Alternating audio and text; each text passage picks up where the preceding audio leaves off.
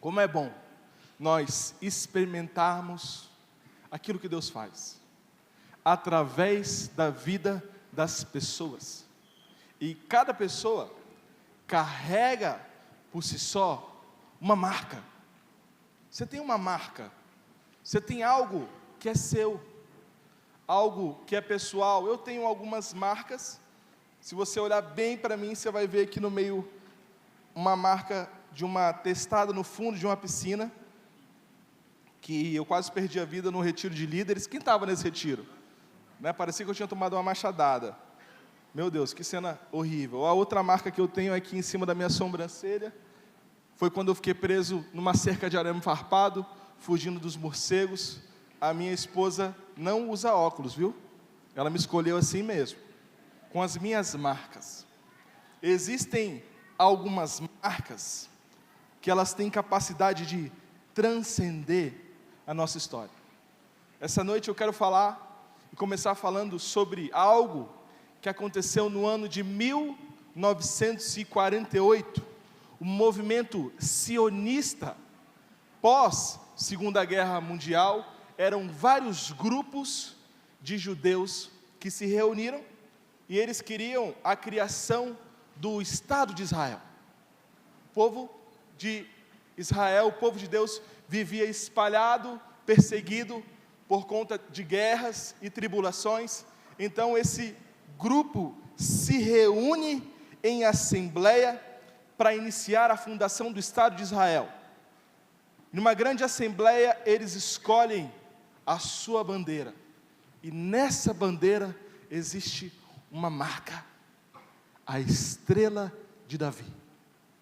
No meio da bandeira de Israel, nós temos ali a estrela de Davi, a marca de Davi. E a escolha, segundo esses judeus, é que Davi era a representação viva do povo de Deus. Marcas.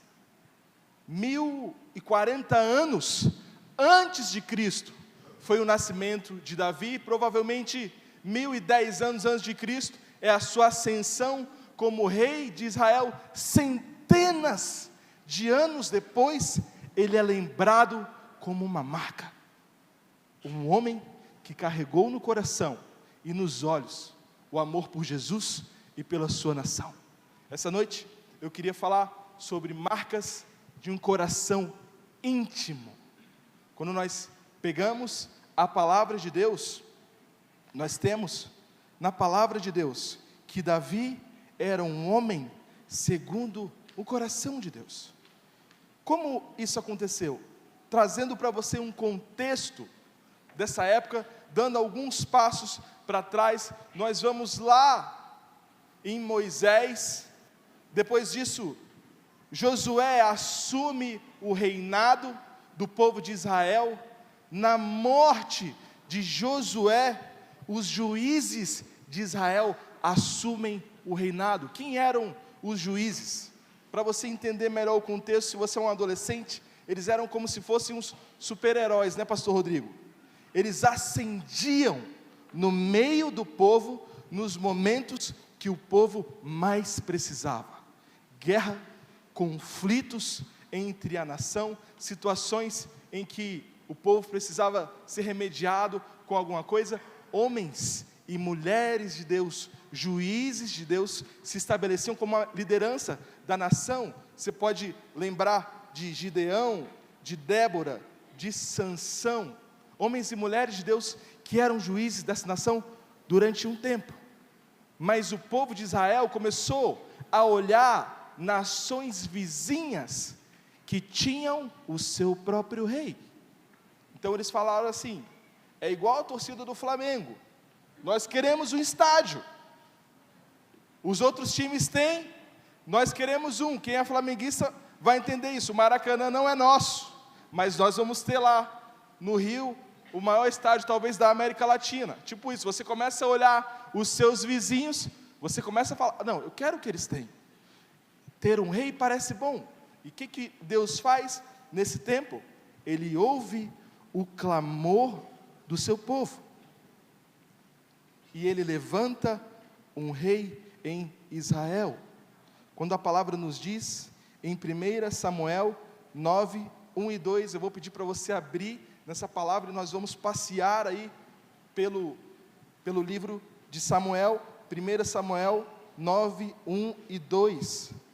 Havia um homem de Benjamim, rico e influente, chamado Quis, filho de Abiel, neto de Zeror, bisneto de Becorate e trineto de Afia. Ele tinha um filho chamado Saul, jovem, de boa aparência, sem igual entre os israelitas. Os mais altos batiam nos seus ombros. Uau! Esse homem, ele era um grande rei. O mais alto batia nos seus ombros. Então, eu provavelmente tenho 1,88, tem homens mais altos do que eu aqui na igreja, mas nós estamos falando de um homem zarrão. Nós estamos falando praticamente de um gigante. Esse cara parece ser um rei. Ele é bonito, ele vem de boa família, e o que acontece posteriormente a isso? O Senhor levanta esse rei no meio de Israel, mas esse rei é desobediente a Deus. Em um momento de batalha, o Senhor manda com que Saul venha a ceifar os amalequitas, e o que ele faz? Ele não faz isso. Ele poupa o rei dos amalequitas, e ele deixa os melhores despojos de guerra, e apresenta isso a Deus, como se ele estivesse fazendo algo bom. A marca que nós vemos na vida de Saul, infelizmente, é uma marca de desobediência. Nesse momento, na sua última batalha, antes de se encontrar com o profeta Samuel, o profeta vai em direção a Saul para tirar satisfação. Cara, por que você fez isso? Deus mandou você dizimar o povo. Você permitiu com que parte desse povo ficasse vivo. O que Saul estava fazendo? 1 Samuel 15, 12. Olha isso. Samuel vai em direção a Saul. De madrugada, Samuel foi ao encontro de Saul, mas lhe disseram: Saul foi para o Carmelo, onde ergueu um monumento em sua própria honra, e depois foi para Gilgal. Fala comigo, desobediência. Desobediência é um câncer. Isso entra na sua vida, começa a se espalhar e te tira do seu propósito com Deus. Se torna uma fuga e te coloca no centro de todas as coisas, tirando o trono de Deus do seu coração. Foi isso que aconteceu com Saul. Ele é desobediente a Deus e depois ele vai erguer para ele um altar. O que acontece? O profeta Samuel encontra Saul e diz para ele assim: olha, Deus não tem nada com você, você desobedeceu a Deus, por isso Deus agora te abandona. Ele abandona o seu reinado. Enquanto o profeta está saindo, Saul, em desespero, agarra as vestes do profeta. As vestes do profeta se rasgam ao meio. O profeta Samuel olha nos olhos de Saul e diz assim: da mesma maneira que as minhas roupas se rasgaram, hoje se afasta do seu reino a presença de Deus. Momento onde nós começamos a entender o início da história de Davi, a origem disso, a grande desobediência de Saul. Então 1 Samuel 16, capítulo 1, você pode avançar um pouquinho mais. Então disse o Senhor a Samuel: até quando terás dó de Saul, havendo eu rejeitado, para que não reine sobre Israel? Enche o teu vaso de azeite e vem, enviar-te-ei a Jessé, o belemita, porque dentre os seus filhos me tenho provido de um rei. Fala comigo assim: Jessé. Jessé era o pai de Davi. O que tem de diferente dessa primeira passagem de reinado para outra. Quando nós examinamos o livro de Samuel, nós vemos que Deus unge Saul como líder. Mas na primeira referência que Deus faz a Davi, Deus está provendo um rei. A grande diferença é que quando Deus chama o profeta, ele diz assim: enche o seu vaso de azeite e vem. Eu já estou aqui no campo. Eu já olho para Davi. Muito provavelmente, Davi já era alguém íntimo de Deus. Quando a palavra provedor, ela é colocada aqui no nosso dicionário, nós começamos a ver, provedor é aquele que está moldando, é aquele que está gerando. Então Davi tem marcas de intimidade, porque no campo ele foi gerado por Deus. O que isso quer dizer? Deus, ele gera a minha vida e a sua vida no secreto. O nosso caráter, a nossa maneira de nos relacionarmos com Ele, a nossa unção, para que a evidência da sua glória na nossa personalidade seja pública e inunde a vida daqueles que convivem com a gente. Gerado no secreto. Não é alguém que está perdido, é alguém que Deus diz aqui sim: Samuel, vem, achei o cara, ele está aqui, eu já estou com ele, eu já tenho estado aqui. E quando nós vemos 1 Samuel, capítulo 16, um pouco para frente, versículos 6 e 7, quando chegaram, Samuel viu Eliabe e pensou: com certeza é esse que o Senhor quer ungir.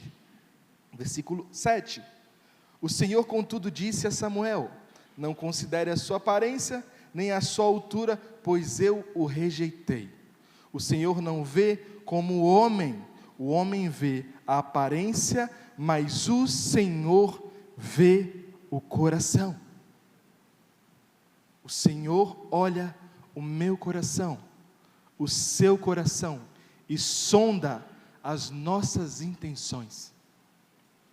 Porque isso, muito provavelmente, contou demais para as decisões que Davi começou a tomar a partir dessa passagem. Então, Davi é chamado, esse grande irmão é descartado. O profeta Samuel pergunta a Jessé: já passaram todos os filhos? Tem mais um? Tem, mas ele não tem o perfil, ele não tem o DNA. E alguns teólogos falam que talvez Davi fosse um filho de um outro casamento, ou até mesmo de algum adultério, porque ele não estava na mesa, ele estava no pasto. Então Jessé manda chamar o seu filho. O profeta disse para ele: eu não me assento na mesa enquanto o mais novo não chegar. Quando a porta se abre, entra um garoto adolescente ruivo, e o Senhor diz para o profeta Samuel: é esse. Nesse momento, Davi é ungido rei. O que acontece depois disso? O Espírito do Senhor, antigamente quando nós falamos sobre Espírito Santo, não era como os dias de hoje. Quantos aqui tem o Espírito Santo de Deus? Amém. Você tem o Espírito Santo de Deus? Glórias a Deus por isso. Mas antigamente, o Espírito Santo ficava em você de forma momentânea, era o chamado Espírito de Deus, ou até você cumprir uma atividade ou uma missão específica. É isso que acontece com Saul. Saul se afasta de Deus, Deus se afasta de Saul. E o que acontece com quem se afasta de Deus? Você começa a ser perseguido, ou talvez nem isso, mas em alguns momentos, você começa a ser azucrinado por Satanás. Você saiu do centro da vontade de Deus, e é isso que acontece com o rei Saul. Ele começa a ser atormentado por um espírito maligno. Um pouco mais para frente, 1 Samuel 16, 18, um dos empregados respondeu: Jessé, da cidade de Belém, tem um filho que é bom músico. Ele também é valente, bom soldado, fala bem, tem boa aparência, e o Senhor Deus está com ele. Então Saul mandou mensageiros a Jessé com a seguinte mensagem: envie-me seu filho Davi, que cuida das ovelhas. Por que ele queria Davi ali? Porque ele estava atormentado. Ele precisava de um ministro de adoração. Ele precisava de um ministro de libertação. Versículo 20: Jessé apanhou um jumento e o carregou de pães, uma vasilha de couro cheia de vinho e um cabrito, e o enviou a Saul por meio de Davi seu filho. Davi foi apresentar-se a Saul e passou a trabalhar para ele. Saul gostou muito dele e Davi tornou-se o seu escudeiro. Então Saul enviou a seguinte mensagem a Jessé: deixe que Davi continue trabalhando para mim, pois estou satisfeito com ele. E sempre que o espírito mandado por Deus se apoderava de Saul, Davi apanhava sua harpa e tocava. Então Saul sentia alívio e melhorava, e o espírito maligno o deixava. Essa noite eu quero trazer algumas marcas de um coração íntimo. E a primeira marca que Davi carregava era a marca da excelência e boa mordomia. Fala comigo: excelência, boa mordomia. Um coração íntimo de Deus é capaz de discernir o quão especial é aquilo que Deus te confiou. O que Deus te confiou? O que você tem hoje? Talvez você tenha uma célula, você tenha uma família, você tenha amigos, talvez você tenha um ministério, e quão bom ou quão zeloso você tem sido com aquilo que Deus depositou nas suas mãos. A harpa é um instrumento lindo para alguns, mas para outros não é tão legal assim. Eu comecei na minha igreja, Assembleia de Deus, talvez você já ouviu essa história, tocando pratos. Sabe o que é um prato?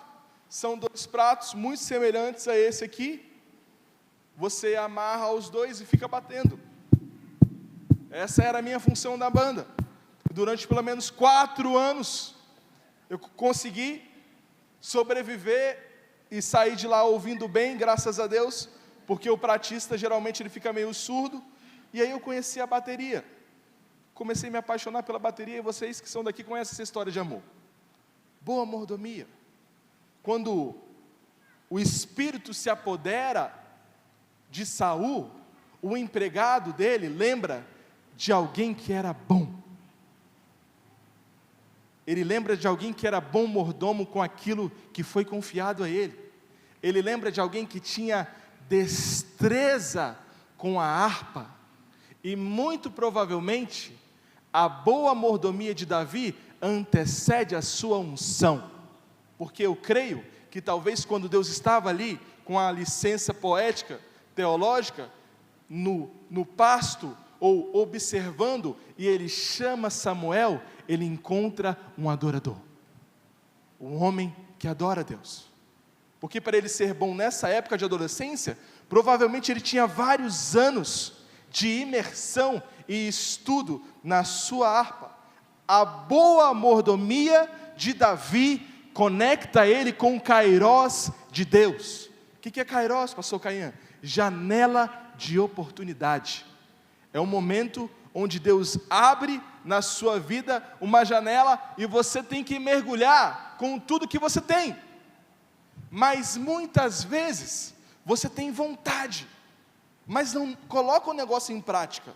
Igual alguns adolescentes, aqui na igreja não tem ninguém assim. Eu sou chamado para as nações, eu sou chamado para a Zâmbia, na África, eu sou chamado para levar o evangelho para a Suíça. Eu também, Suíça é muito bom.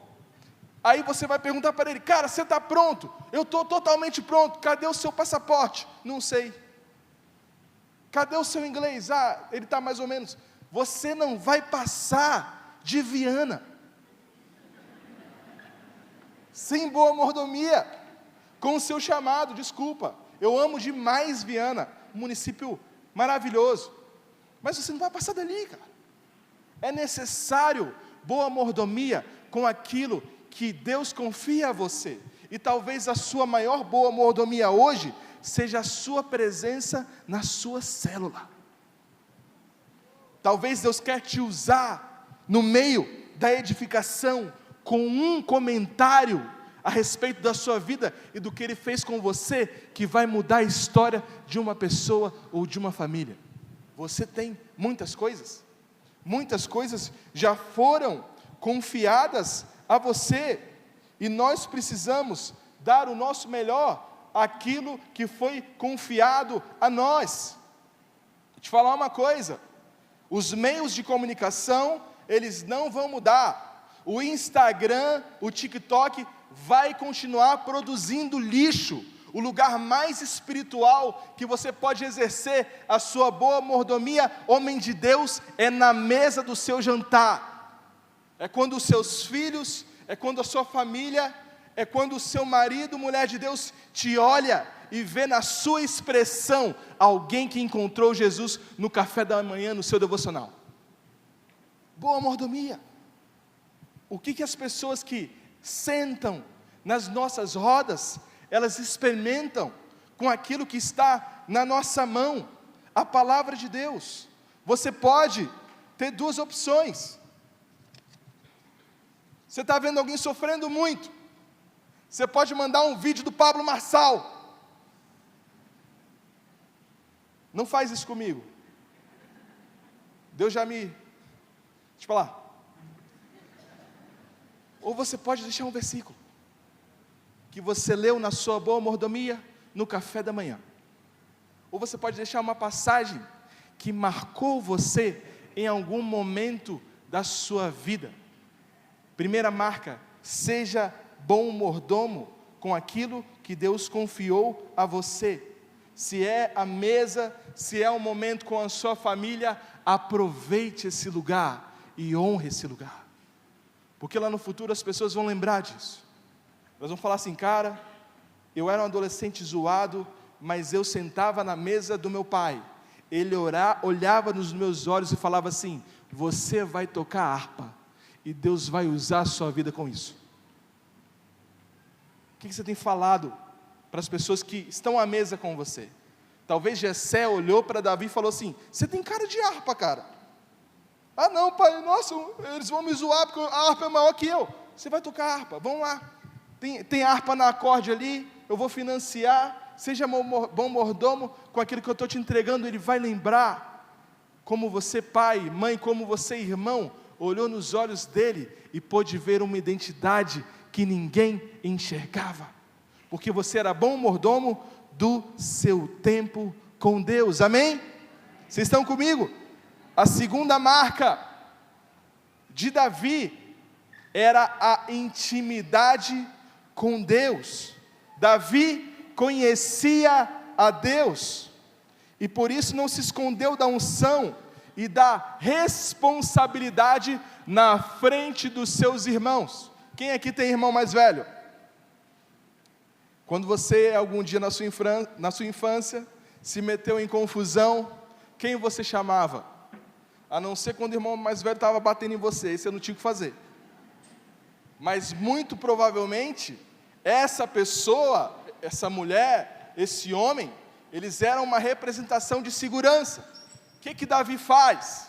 Quando nós olhamos a história de Saul, Saul vai para um lugar de martírio. Não, eu sou da menor casa, eu não mereço esse reinado. Você não vê um adolescente indo para o campo, voltando para as ovelhas. Você vê alguém que se coloca diante de Deus e fala assim, é comigo, esse negócio é comigo, a minha família está rachando, é comigo, os meus irmãos estão querendo se separar, nós vamos pagar um preço de oração, porque família é um plano de Deus. Existe alguém na minha empresa que ainda não aceitou Jesus, é comigo, coloca esse cara para trabalhar comigo. Davi, ele tinha intimidade com Deus, e o fato de ser um pastor não impediu ele de se posicionar nesse lugar, de receber uma unção de rei, a sua origem não é uma âncora para o seu chamado, mas sim uma plataforma de testemunho. De onde você veio? Eu vim lá do Kobe de Cima, lá em Vila Velha. Se você for lá agora, você vai descer só com a pulseira do Bereanos. Só isso. Antes disso, minha família morava em Serra Dourada 3. Depois de lá, meu avô foi para Flechal 2. E se ele não for salvo em nome de Jesus e aceitar Jesus, receber a Cristo, ele vai para um lugar um pouco pior. Infelizmente, eu falo isso com ele. De onde você veio? Qual a sua origem? Vou te falar uma coisa, a sua origem não é esse lugar de martírio. Você não precisa começar a estabelecer limites por conta do lugar que você veio. Você simplesmente tem que dar um passo.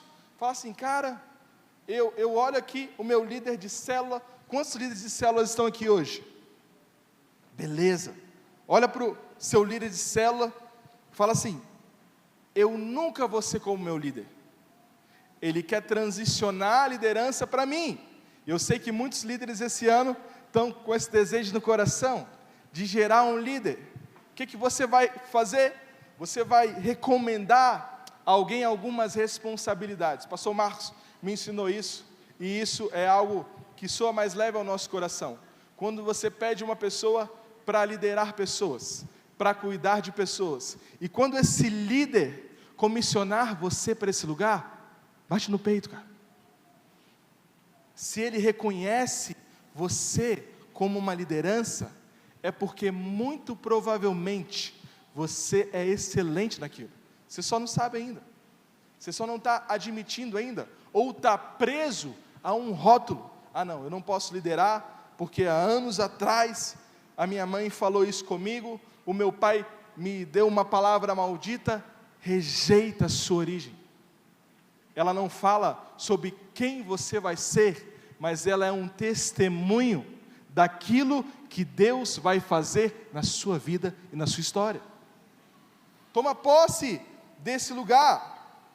Davi experimenta a Deus no campo e traz cicatrizes do amor de Deus para o trono. Como que nós podemos ver em Salmos 34:8, provém e vejam como o Senhor é bom, como é feliz o homem que nele se refugia. Intimidade com Deus. A intimidade com Deus projeta você a ter um coração segundo a vontade de Deus. A terceira marca, humildade. Saber quem você é em Deus te leva a se tornar quem Deus quer que você seja nele. Quem é você? Você consegue listar pelo menos 10 qualidades que você tem? 15? 5? Qual é a sua imagem? O que você vê quando você olha para o espelho? Agora, o que Deus diz sobre você? Quem Deus diz que você é? A humildade é saber quem eu sou, é saber onde eu começo e onde eu termino.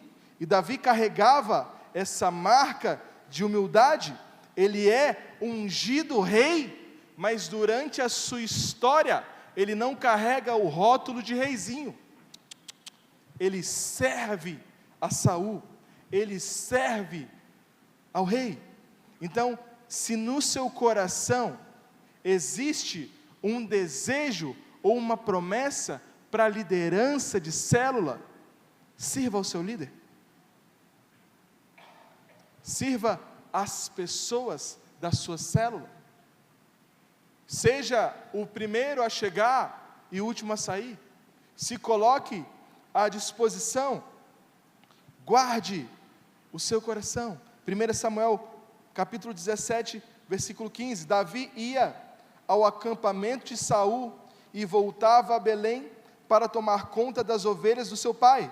Durante 40 dias, Golias desafiou os israelitas, todas as manhãs e todas as tardes. Um dia Jessé disse a Davi: pegue 10 quilos de trigo torrado e estes 10 pães, e vá depressa levar para os seus irmãos no acampamento.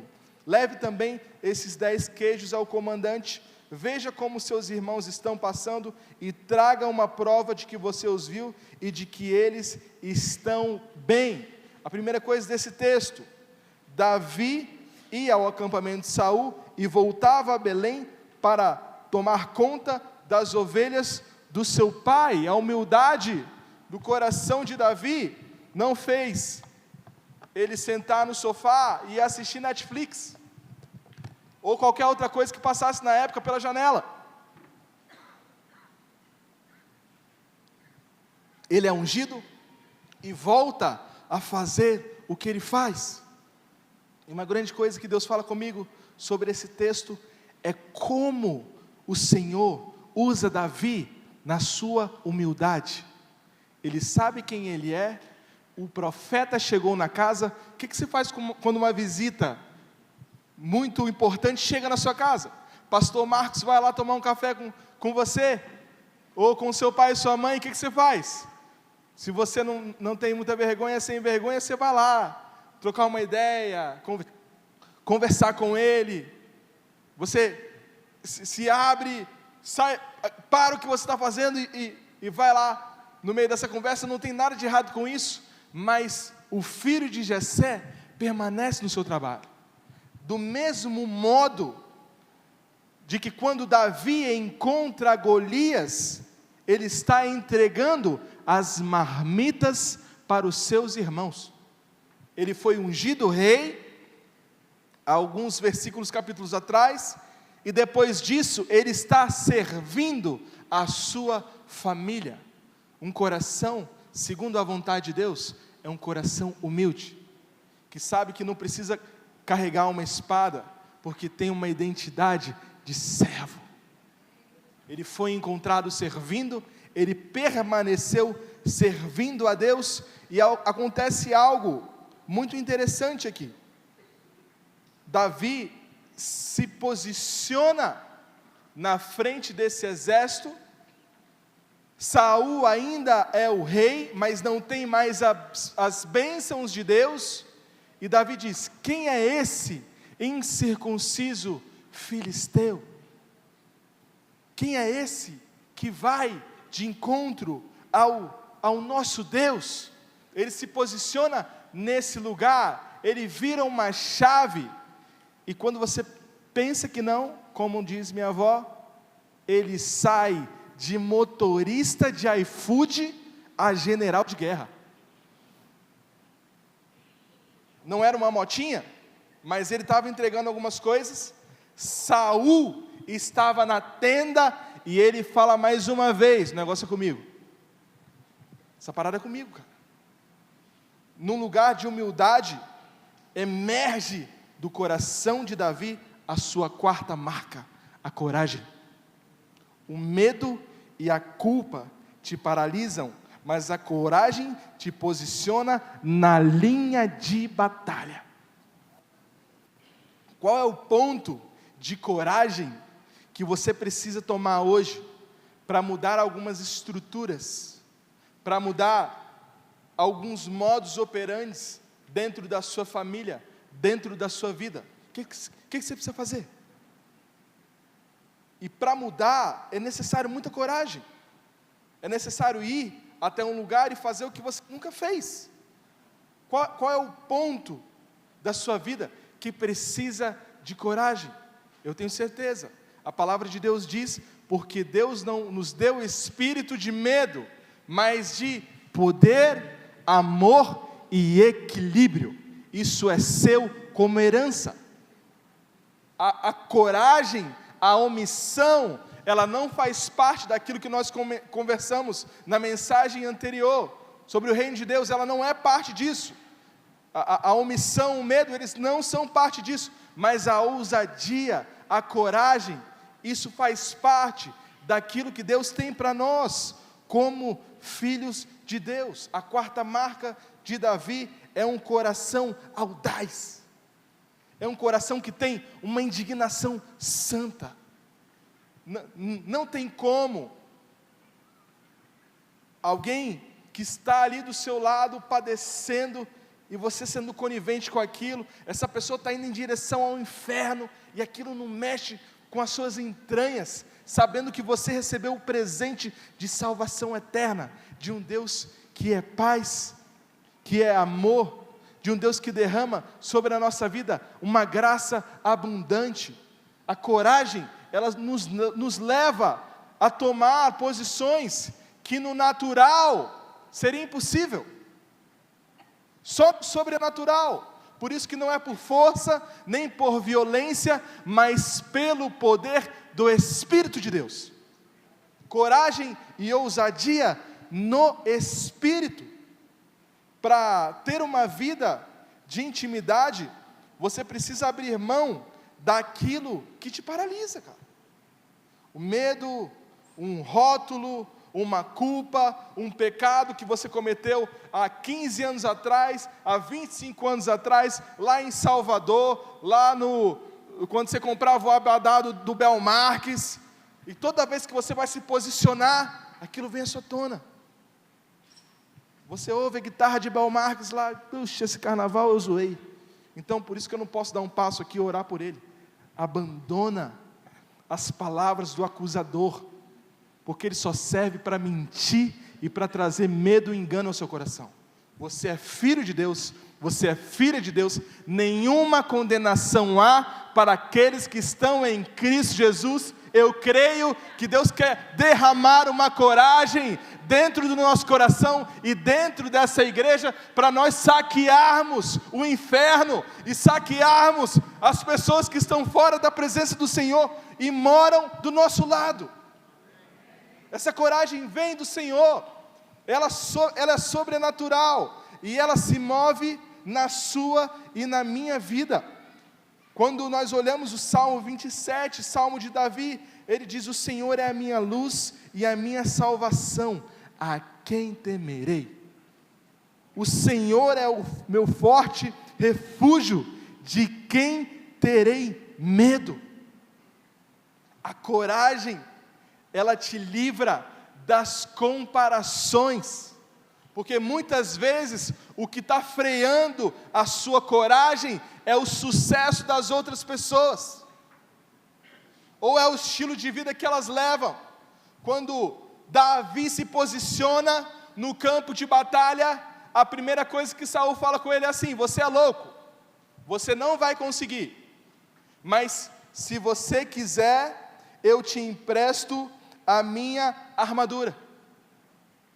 Davi veste aquilo que ele diz que talvez não, faz todo sentido.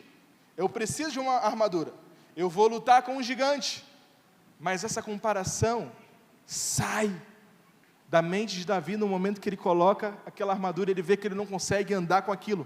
Você não consegue andar com a unção do seu líder de célula e nem com a unção do seu irmão. Você precisa buscar a sua própria unção, a sua forma de se relacionar com Deus, a maneira como Deus fala com você. Qual o jeito que Deus fala com você? Qual é a certeza que você tem quando você olha para alguém e fala assim: eu preciso orar por essa pessoa, eu não tenho ideia, mas eu preciso entregar esse versículo. Isso é pessoal, isso é seu, isso é buscado no seu lugar de intimidade. Isso livra você de uma comparação, porque nós somos muito diferentes, mas existe beleza na sua diferença, porque quem fez você é o Senhor dos exércitos. Quando eu olho para a vida do meu sogro, por exemplo, o meu sogro, ele parece o Denzel Washington. Ele era capitão da polícia, ele ficou 10 anos trabalhando com o governador. Eu lembro até hoje da primeira vez que eu fui pedir a bênção para namorar a Luísa. Tinha um homem alto, moreno, de quase 1,90 m, no fundo do quintal, com as mãos para trás assim. Eu entrei no portão dele e falei: cara, o que eu estou fazendo aqui? Primeira coisa que ele me falou: e aí, meu camarada? E eu comecei a reparar que no quintal do meu sogro tinham várias plantinhas, vários bonsais. Ele se aposentou, era um cara totalmente acelerado e foi fazer bonsais, e ele é muito bom no bonsai. E não é bonsai, é bonsai, não é isso? Bonsai. Eu começava a olhar algumas plantas, eu falava assim: isso aqui não tem valor. Por quê? Porque ela é torta e ela é rachada no meio. Ele falava assim: essa é a beleza dela. Assim como esse bonsai, talvez a sua rachadura é o que tem de mais precioso em você, porque nas fendas da sua dor estão as mãos de Deus, estão o cuidado de Deus, estão um testemunho de vida, e vida em abundância. Então hoje, quando eu olho um bonsai, por mais bizarro que ele seja, eu sei, talvez tenha alguém assim no reino de Deus. Eu, se fosse um bonsai, eu acho que a copa seria para baixo. Não tem beleza nisso. A minha esposa viu, mas o Senhor usa, mas é agradável aos olhos do Senhor. O que nós temos em 1 Samuel 17:33, Saul respondeu: você não tem condições de lutar contra esse filisteu, você é apenas um rapaz e ele é um guerreiro desde a sua juventude. Davi, entretanto, disse a Saul: eu, o teu servo, apacentava as ovelhas do meu pai. Quando vinha um leão ou um urso e levava uma ovelha do rebanho, eu saía atrás dele, o feria e livrava a ovelha da sua boca. Quando ele se levantava contra mim, eu o segurava pela juba e lhe dava golpes até matá-lo. Você consegue imaginar o seu filho adolescente matando um leão com as próprias mãos? Você consegue imaginar isso? Era alguém que tinha marcas, talvez um garoto com algumas partes até dilaceradas. No versículo 36, o teu servo pôde matar um leão e um urso, esse filisteu incircunciso será como um deles, pois desafiou os exércitos do Deus vivo. Davi concluiu: o Senhor que me livrou das garras do leão e das garras do urso, me livrará das mãos desse filisteu. Diante disso, Saul disse a Davi: vá e que o Senhor esteja com você. Coragem, coragem. Vira para a pessoa que está do seu lado e fala assim: coragem, o Senhor está com você. O Senhor está com você. Eu não sei o que você pensou quando eu falei sobre coragem, o que você discerniu no seu espírito aí, mas quando você sair desse templo, faça. Coragem, peça perdão para o seu pai. Coragem, peça perdão para sua mãe. Coragem, olhe nos olhos da sua esposa ou do seu esposo e peça perdão para ele, porque muitas vezes a falta de perdão atrofia a nossa ousadia. E para você que é bereano, homem de Deus, aquele homem que entristece a sua esposa, não tem as suas orações ouvidas, segundo a palavra de Deus no Novo Testamento, 2 Pedro. Então corre, coragem, se posiciona nesse lugar de vulnerabilidade, e deixe que o Senhor ministre o seu coração e liberte a sua identidade, para você viver aquilo que Deus te chamou para viver, o seu desenho original nessa terra. A quinta marca de Davi era a insignificância. Quando nós olhamos para Davi e para os salmos de Davi, se você não conhece ele, parece que você está vendo um homem impotente, parece que você está vendo alguém que está desesperado de algum jeito, para que o Senhor venha a ele em socorro. Quando nós olhamos para a história de Davi e para os salmos de Davi, uma curiosidade muito interessante é que você não vê salmos sobre Golias, você não vê salmos sobre os ursos, você não vê salmos sobre Saul? O maior impedidor de Davi ser um homem segundo ao coração de Deus não eram os gigantes do passado, era o gigante no espelho. Aquilo que mais dificultou a vida de Davi foi ele mesmo, e ele tinha consciência da sua insignificância. Senhor, sem ti eu não sou nada. Senhor, eu dependo de ti. Quando nós lemos no Salmo 51, versículo 1, do 1 ao 7, diz assim: tem misericórdia de mim, ó Deus, conforme o teu amor leal, conforme a tua grande compaixão, apaga as minhas transgressões, lava-me toda a minha iniquidade e purifica-me do meu pecado, pois eu mesmo reconheço as minhas transgressões, e o meu pecado está sempre diante de mim. Contra ti, somente contra ti pequei, e fiz o que era mal aos teus olhos, de modo que justa é a sua sentença, e irrepreensível é o seu julgamento. Sei que sou pecador desde que nasci, sim, desde que a minha mãe me concebeu ao mundo. Sei também que tem prazer na fidelidade em secreto, e no mais íntimo me ensinas sabedoria. Purifica-me com esopo e ficarei puro, lava-me e mais branco do que a neve eu serei. O que você tem apresentado para Deus hoje? O quão impotente você consegue se sentir hoje? Vou pedir para a equipe de adoração já vir aqui à frente. Como você se comporta na presença de Deus? Como você se comporta diante das adversidades? Existe no seu coração um senso de dependência total?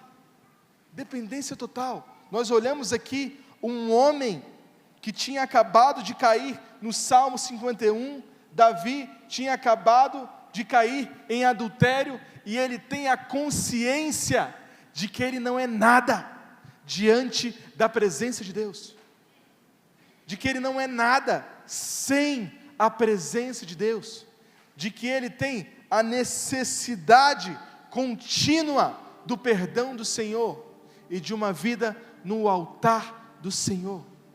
Qual é a sua mentalidade, o seu comportamento diante o convite de Deus? O Senhor, Ele é meu pastor, e nada me faltará, deitar-me faz em verdes pastos. O que Davi começa a dizer nos Salmos é um retrato de alguém que não é um rei por evidência, mas é alguém que tem um coração de servo, segundo o coração de Deus. E é para isso que a gente foi chamado, e é para isso que você e eu fomos chamados, para termos um coração semelhante ao coração de Deus. Quando eu encontro esse lugar, na insignificância, no vazio, quando você está totalmente cheio, e você se esvazia, e começa a deixar o Senhor preencher a sua vida, o seu espírito, as suas atitudes, a sua forma de falar. A insignificância é algo que está marcando a história de Davi, vez após vez, e leva Davi a experimentar grandes feitos na presença de Deus. Insignificância. Tocar harpa é legal, beleza, eu vou ser bom mordomo com isso. A harpa é um instrumento pesado, mas aquele jovem que carrega uma harpa tem a força de derrubar o gigante com uma pedra. Quando nós olhamos para o Antigo Testamento, naquela época, uma harpa pesava pelo menos 50 quilos, por isso que aquele garoto tinha aquela força, porque quando as pessoas não estavam olhando, o chamado de Deus estava nos seus ombros. A harpa, aquilo que Deus confiou a ele. E nessa noite, o Senhor te confia algo. Na sua história, você já ouviu algo de Deus. Carregue a sua harpa. Se coloque diante da presença de Deus. Davi derruba Golias. E aí a gente começa a entender a facilidade de um jovem que segura a cabeça do gigante, pega a espada do gigante e arranca a cabeça do gigante, porque ele tinha força e foi fiel na sua boa mordomia em carregar a sua harpa. O que Deus te chama para carregar essa noite, PIBJC? O que Deus te chama para carregar nessa estação? Estamos no mês da intimidade, estamos no ano do crescimento. É um desejo do coração de Deus que você cresça. Isso não é palavra coach, isso é a palavra de Deus, a Bíblia Sagrada. Como o Ludinho falou aqui, Deus quer que você cresça, mas para isso é necessário ser fiel no pouco, e sobre muito você será colocado. Fica de pé no seu lugar. Nós já estamos terminando. Eu quero que você feche seus olhos e que você comece a falar com Deus aquilo que você precisa carregar nessa estação. Feche seus olhos, faça a sua oração, você e Deus. Talvez não seja uma harpa, seja um fagote. Talvez a sua estação é uma estação de se derramar na presença de Deus e voltar ao primeiro amor. De uma coisa eu tenho certeza, Deus te chamou para ter um coração que tem marcas de intimidade com Ele. Deus te conhece desde o ventre da sua mãe. Deus sabe quem você é e Ele te chama para um caminho de intimidade. Talvez é um chamado na sua vida que você deixou para trás. Talvez lá atrás o Senhor te chamou para missões, te chamou para ser um pastor da igreja local, te chamou para liderar pessoas. Alguma frustração amarrou você. Essa noite é uma noite de libertação na sua vida, e Deus te chama para esse lugar de plenitude, com o coração segundo o coração de Deus. Pai, eu te agradeço por essa noite. Eu peço, alinha o nosso coração com o seu coração. Em nome de Jesus eu peço, Deus, vem ressuscitar aqui chamados que foram esquecidos, instrumentos espirituais que foram deixados para trás. Traz a esses corações essa noite o seu plano original para a vida deles, um caminho e um coração segundo a sua vontade. Deus, em nome de Jesus, nós oramos por homens se levantando assim como Jessé levantou, identificando nos filhos um chamado, um destino, uma promessa, e liberando uma palavra. Eu oro por mulheres de Deus que se levantam nos seus lares com essa indignação santa e essa coragem de Davi, e falam para o Senhor: as trevas não vão levar os meus filhos, porque eu sou uma intercessora nesse lar, e eu vou pagar um preço de oração. Move, Senhor, o nosso coração para ser a sua imagem, a sua semelhança. Move, Senhor, a nossa vida para ser uma vida que agrada ao teu santo nome. Tira, Pai, toda comparação maldita, toda palavra maldita que foi enviada para alguém que está aqui essa noite e que tem engessado essa pessoa. Liberta em nome de Jesus e traz à superfície uma identidade nova. Renova, Senhor, a ousadia e a fé dos seus filhos, em nome de Jesus. Coragem, coragem. O Senhor te chamou para um tempo como esse. Você está no lugar certo. Você está na empresa certa. A última palavra é de Deus. O lugar que você habita é o lugar que você precisava estar ali. E se você está ali, algo vai acontecer, porque o Senhor dos Exércitos é com você. Pai de amor, muito obrigado por essa noite. Nós te agradecemos e pedimos, nos traga uma semana abençoada. Eu oro pelas famílias da PIBJC, que elas venham frutificar. Eu oro pelas nossas células, que cada pessoa que pisar em uma célula da PIBJC, ela possa encontrar a presença de Deus, a presença do Espírito Santo, o Espírito de Deus naquele lugar, e homens e mulheres de Deus com um coração transbordante por Jesus. Que o amor de Deus, a graça e a doce consolação do Espírito Santo esteja conosco, de agora até a volta do seu Filho Jesus. Uma boa semana para você. Deus abençoe sua vida e tenha um coração segundo o coração de Deus. Deus te abençoe.